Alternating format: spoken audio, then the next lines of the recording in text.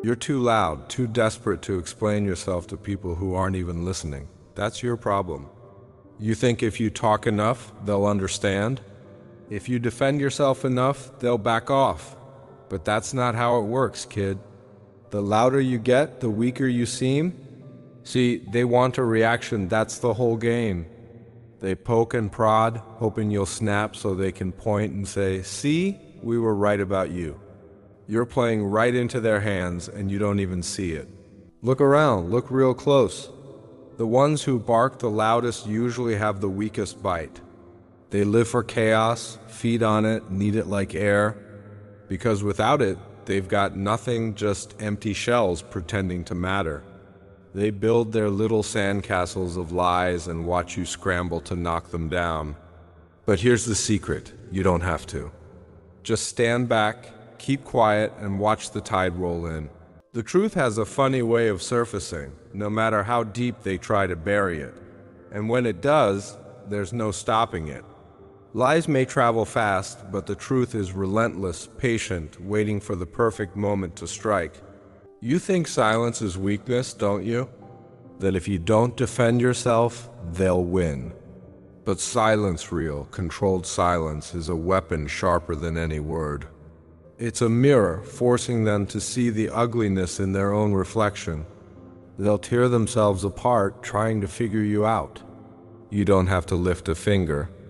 Just fold your arms, lean back, and watch the fireworks. You're wasting energy trying to fix what's already broken. Some people have rot in their bones. No amount of reason is going to change that. They don't want to understand. They want to control, to break you down until you start to believe their lies. And once you start doubting yourself, they've won half the battle. That's why you have to be stronger, smarter, quieter. You give them an inch, they'll take a mile. That's how parasites work. They latch on and drain you dry, leaving you hollow and empty, so cut them off cold and clean. Let them choke on the silence. Reactions give them power. That look in your eyes when they spit their poison, that's what they live for. Your anger, your frustration, your pain, it's all fuel for their little infernos. Starve them. Smile if you have to, or stare right through them like they're already ghosts. You don't owe anyone an explanation for the way you live your life. Let them talk. Words are cheap, actions, though, those leave scars. So stop explaining and start showing. Let your success be your response, your resilience be your revenge. If you want to survive this world, learn the power of silence. Real power doesn't need to shout. It doesn't need to prove itself. It just is. The lion doesn't concern itself with the opinions of sheep. You're out here trying to prove you're not the villain they paint you as. But let me tell you a secret, kid. If they've already made up their minds, nothing you say is going to change that. So stop wasting your breath. Think of it like chess. You don't see the king rushing across the board to prove he's the king, do you? No, he moves slow, deliberate. Every step is a calculation. Meanwhile, the pawns rush forward, throwing themselves into the fight, desperate and disposable. You've got to think like the king. Let them tire themselves out trying to get to you. Make them work for every inch. And when they're exhausted, when they're stumbling and confused, that's when you strike, but not a second before. See, most people are predictable. They want to be heard, want to be seen, want to matter. That's their weakness. You, though, you can be different. You can be the silence that unnerves them, the question they can't answer, the storm that never breaks. You can be the thing that keeps them up at night, wondering, guessing, tearing their hair out, trying to figure you out. That's real power, not in the noise you make, but in the quiet that follows. Let them underestimate you. Let them think you're irrelevant. It's always the ones they dismiss that they should fear the most. The storm doesn't announce itself, it just arrives, powerful and unstoppable.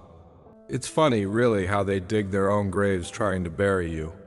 How they expose their own insecurities trying to drag you down. Let them. The truth has a way of bubbling up, slow, and ugly, no matter how hard they try to shove it under. You just have to be patient. Bite your tongue till it bleeds if you have to, but don't give them the satisfaction of seeing you break.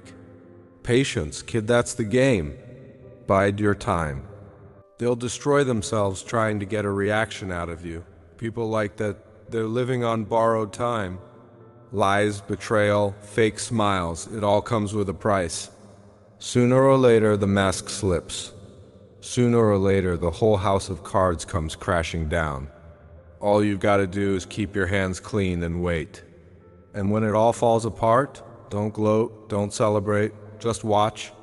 The quietest victories are the most devastating. That's the part they never tell you about revenge. The sweetest kind is the one you don't even have to lift a finger for, the one where they trip over their own schemes and fall face first into the mess they made. All you've got to do is stand back, cross your arms, and let them burn. No rage, no outbursts, no desperate speeches, just cold, unblinking silence. You're not weak for walking away. You're not a coward for refusing to play their games. It takes strength to hold your tongue when every nerve in your body screams to fight back. It takes power to look them dead in the eyes and say nothing. Because sometimes the worst thing you can do to someone is let them be alone with their own thoughts, their own actions, their own guilt. Let them think they've won. Let them have their little victories. The real war is long and slow and brutal, and most people don't have the spine for it. You've got that spine. You've taken the knives in the back and pulled them out without flinching.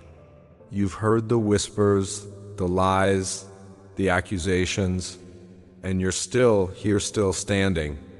That says something. Most people would have folded by now, crawled back, begged for mercy. But not you. That's why they hate you, you know? Because you refuse to break, refuse to kneel. It can't stand that no matter what they throw at you, you just keep coming back, colder and quieter each time. So be quiet, kid. Be patient. Let them keep talking, keep scheming, keep digging. Sooner or later, they'll dig their own graves. And when they're buried neck deep in the consequences of their own actions, you can finally smile quiet, cold, and satisfied, because by then they'll know. They'll know that silence was never weakness. It was a warning, a quiet, deadly promise. And it was the last thing they ever should have ignored.